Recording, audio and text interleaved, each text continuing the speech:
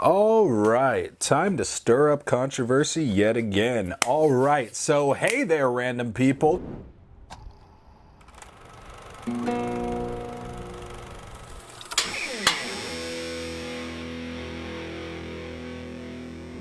I'm Keegan Luther, and I'm here to talk about Spider-Man. And this one is Tom Holland. Yes, it is time to talk about the MCU's take on Spider-Man. It is time to talk about the critically acclaimed Spider-Man Homecoming as well as Spider-Man Far From Home.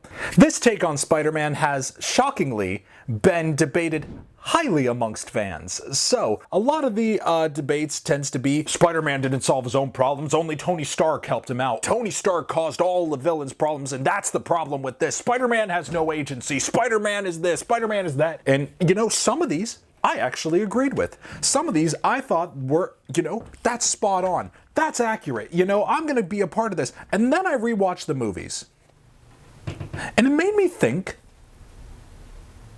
did we all miss the point of these movies? Did we just not understand what the point of this iteration of Spider-Man was? So a lot of the criticisms all boil down to Spider-Man's agency within his own universe. Previously, whether it was Tobey or Andrew, they were the cause, basically, of their villains. The villains were intrinsically connected to Spider-Man.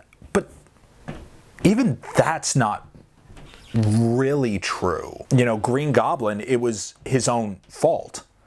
He did that to himself, and then Spider-Man just became an enemy afterwards. Spider-Man wasn't even really on the Green Goblin's radar. Same thing with Sandman. Sandman's thing was completely separate. The only way that they were connected was he ended up killing Uncle Ben, but that wasn't even really a part of how they met or how they found each other. The only one that was really caused by Spider-Man was Venom, in at least Tobey's universe. Obviously with Andrew's, Electro didn't like Spider-Man, and that was there. Spider-Man didn't cause his villain to happen. And I just think that seems to be just such a dumb thing when I hear people talk about the fact that, Tony Stark is the real reason all of these problems are happening. Yeah, but that's the whole MCU, not just Spider-Man. Now, I think that this also boils down to a different problem that this MCU Spider-Man had to face. Tobey and Andrew, their worlds they existed in were created around them. Tobey doesn't have Doctor Strange popping up or doesn't have to go deal with Iron Man. Tobey is just in Tobey's universe. Same thing with Andrew. Now they tried to do something huge with Andrew's movies and tried to build so much off of the second one that it collapsed under its own weight. However, Spider-Man Homecoming was the first time we got a street-level view of the MCU. It was the first time we saw what is going to school like in the MCU. What is being a normal kid in a neighborhood like in the MCU. And I thought, upon rewatch, that's actually really cool. Because they start you off with this, montage that Peter is doing, which is a very Spider-Man thing to do, that he would definitely vlog him going to go and fight the Avengers, which was just such a great thing. And because then when you cut to present day and you see him just going back to school, you get this sense that Spider-Man doesn't know where he belongs. He doesn't have a home because he has these powers that makes him more akin to people like the Avengers, but he still has to go to school like his friends, like all of that. And I thought that was such a compelling dichotomy that was really well executed in this. Homecoming was at an awkward part in the MCU. Infinity War was still a fair amount off, and Civil War had already happened, Doctor Strange had come out, and Homecoming kind of felt right in the middle. And Homecoming didn't necessarily do much to move the general MCU plotline along, which I think, looking back on it, is its biggest strength. It just existed in its own thing. Spider-Man at this point is very inexperienced, and he is dealing with tech he doesn't understand. But the whole point of Spider-Man Homecoming is, in the end, he has all of that stripped away. All of his Stark tech, all of that stuff, all of the spider suits. He's just left with essentially his sweatshirt and welding goggles to fight Vulture. And everybody forgets that. that's the ending of the movie. That's who defeats Vulture. And Tony Stark is saying, don't go after him, don't go and do that, and then immediately flips around on his decision. And to me, it says so much about Tony and the fact that Peter is evolving. Yes, he has a mentor figure. Yes, he has this father figure, which is also one of the best dynamics that they did create in the MCU, and I really did buy into that relationship. The whole moment when we do see that Iron Spider suit, and he chooses he doesn't want to do that he wants to be a friendly neighborhood Spider-Man. And this was the first one that I felt like that actually means something. Because within the context of the MCU, when we've seen so many things happening, we've seen so many cosmic and, galactic, even statewide emergencies, we've seen so many Avengers level threats, that for Spider-Man to fight just street level people made so much sense. It was such a breath of fresh air. I think that also he's just clumsy enough for it to be endearing and him not to be perfected. And they also are really nailing that Deadpoolian humor with him. One of my favorite scenes is when he's just trying to learn all that his suit can do, and he ends up talking with the AI. He ends up talking with Jennifer Connelly about the girl that he likes, and it's just like him talking with a friend on the phone, and then all of a sudden finding out he's only been there for 30 minutes, and he's like, what? I didn't figure out how to get out of here. And I thought that was such a great thing. And then we saw his ingenuity of he's the person who got himself out of this very secure facility. And I thought that was just such a clever way of doing it. And I love it. Let's talk about Keaton for a second. I think that Michael Keaton's Vulture is the best villain that we have ever had in a Spider-Man movie. And I will not be taking any further questions at this time. And I'm going to tell you why. Because I think Keaton is a threat to be reckoned with in this movie. And you understand where he's coming from. You understand this sense of, Pete, they don't care about us. They really... We're nothing to them. Just let me go and do this. But Vulture's a very thorough guy. He'll take out a kid. He doesn't want to, but he will. If that kid's going to get him caught, if that kid's going to get him stopped. Vulture adds stakes. I don't know how else to put it. Vulture he was intimidating. That scene in the car is legit frightening. The Vulture twist of him being the dad. I remember being in the theater and that hitting, and that caught me off guard. They set it up perfectly. And then I think what's even cooler about all of this, obviously he's in, Infinity War and Endgame, and he does, like Spider-Man goes through his own journey there. But then you get to Far From Home. And Far From Home, I think, suffered coming out so quick after Endgame. Endgame was a cultural event, and it was very difficult going into a Spider-Man movie and having it just kind of be this epilogue that felt like the stakes aren't there. Tony's death is still just so fresh in our mind, and it was in all of the marketing. And I thought the same thing, where I was like, oh wow, so they're really going after Tony here. And again, I don't know why I remember the movie this way, but I remember it kind of just being very confused as to the direction that this movie chose to take.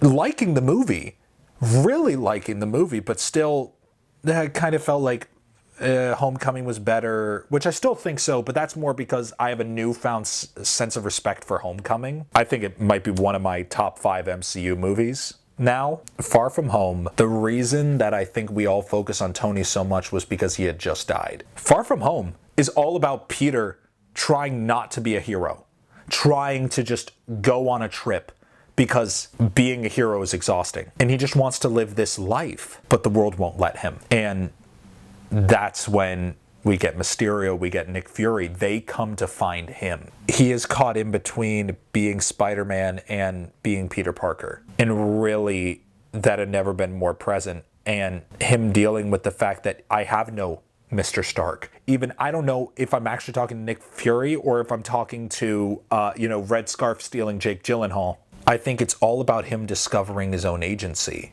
And that's when we get to the end. I mean, Happy says it.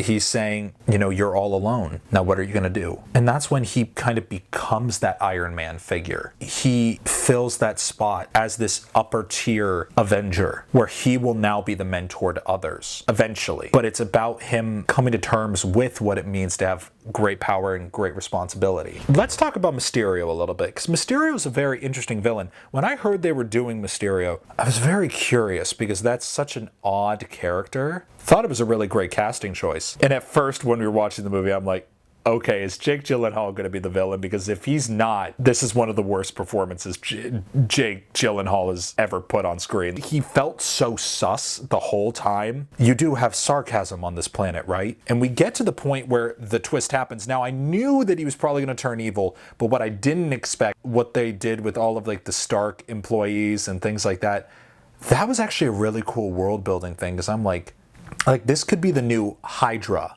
In the way that S.H.I.E.L.D. turned into Hydra, like the fact that there's these, you know, old Stark employees or old employees from various other things or various Easter egg kind of connections that I thought was an interesting way to tie in the universe. And I thought the drones was actually a really interesting thing. Now, obviously, the idea that Tony gave the glasses to Peter, I don't understand when he would do that in Endgame. So that aside, taking that out of the equation, because yeah, that's a little weird, and why he wouldn't give it to Rhodey, that's up for debate. But then again, this is Tony Stark, he would give it to a child. I mean, he was the one that put a child in Civil War. So wow, I'm making enemies with Toby fans and Iron Man fans. Sorry, guys. The concept of how Mysterio worked power-wise, because at first I was like, well, as soon as he finds out that this is all, you know, drones, how can they use that as a superpower? The whole sequence where he is making Peter see these hallucinations, I bought that. When he wakes up and that train just hits him, still shocks me every time. It's just such a good execution of this character. I still don't know if he's dead. I think he is, but obviously his legacy lives on. Now, I think that's all culminated in the end credit sequence of his identity being revealed, which blew my mind in the theater. First off, J.K. Simmons is back, baby. What are the odds? We got new pictures of Spider-Man. You might want to sit down, folks. Like, I am so happy. Forget Toby and Andrew. Forget anything like that. The fact that J.K. Simmons came back to play J. Jonah Jameson, best decision Marvel has ever made. And I am so happy that he is back. I flipped out in the theater when J.K. Simmons came on screen. I love him. But then when they revealed Spider-Man's identity, I wanted to see the next Spider-Man right then and there. It was brilliant. And that's why I think No Way Home, it has the potential to be the best Spider-Man yet. I don't think it will, because of what I think is the best Spider-Man movie. But that's for another time. I thought Zendaya, Jacob Batalon, Jacob and Zendaya, Ned and MJ, perfectly cast. Thought it's perfect. I love Marissa Tomei and Jon Favreau as Aunt May and Happy. One of the best couples ever. I am terrified they are going to hurt them. I am terrified that Happy's going to bite it in No Way Home. That is the dumbest idea you've ever had, and you have had some doozies. Blood pressure. Tony Rivioli as Flash Thompson. What a man. The lobby boy, the lobby boy, the lobby boy playing Flash Thompson. What's up, dickwad? Such a funny version of Flash. Just this guy who's just a dick for the sake of being a dick. And again, he just doesn't like he's a bully, but he's very clearly not liked by anybody. But I know so many smart aleck people that were like that. Funny. And I do love the moment at the end where it's like, could mother not make it? It's kind of like you feel for him a little bit. But I thought that that was just a very, very funny thing. There is one thing that I will levy against the Tom Holland Spider-Man. Michael Mando as Scorpion is one of the best casting decisions that they have made. And he has not shown up yet. I hope he is in No Way Home, or at least in a post-credit scene of No Way Home. Because if he is a dropped plot thread, I am going to be so mad. Because Michael Mando is one of the best actors working today. Fight me. All my Better Call Saul stans, you know what I'm talking about. Him in the MCU, chef's kiss. Anybody care about what I want? I do. Shut up. Get out. But I love the humor of these movies, and I think it works for Spider-Man. And I think that his kind of oddball John Hughes take on Spider-Man is really well done, and I feel it's very consistent across all of those movies. And that's why I'm really excited for No Way Home. But we will see if No Way Home really ties together this trilogy, because I'm very excited to see that and see how they choose to go with his character. I give Spider-Man Homecoming a 4.5 out of 5. I think it's brilliant. I think it was properly reviewed at the time, but I think that it has gotten even better with age. Far From Home, I'm going to give it about a 4. 3.5. I love it. I think it's great, and I think it's fun. I just like Spider-Man Homecoming a lot more. So, the pairings I would do with this. If you like Spider-Man Homecoming, watch Ferris Bueller's Day Off or The Breakfast Club. Both of these films are very much kind of the inspiration for their take on Spider-Man with this. If you watch both of those, I think you will enjoy them. They're both John Hughes classics and just incredible films that I love so much. Now, if we're talking about Spider-Man Far From Home, I think the best pairing to go with this movie is The Prestige, another Christopher Nolan movie. If you have not seen The Prestige, you definitely should. It's about two rival magicians trying to outdo each other one last time. And it's brilliant, starring Hugh Jackman and Christian Bale. Scarlett Johansson's in it, Michael Caine, David Bowie, Andy Serkis as a human. Oh, so good. Anyway, thank you so much for tuning in and watching this. Yes, guys, let me know what you think. If you thought I was giving Tom Holland too much praise, let me know. But I think that he deserves every little bit of it. So thank you so much for tuning in and watching this video. If you like what you heard, please check out my TikTok at movie_man_opinions. Also, check me out on Instagram at Keegan Luther, as well as at Random Stuff. And hey, let me know what you want me to review next. I'm seeing Spider-Man No Way Home. I will get a review out for Friday. I am so excited, and thank you guys for being on this journey with me. And hey, let's watch something together.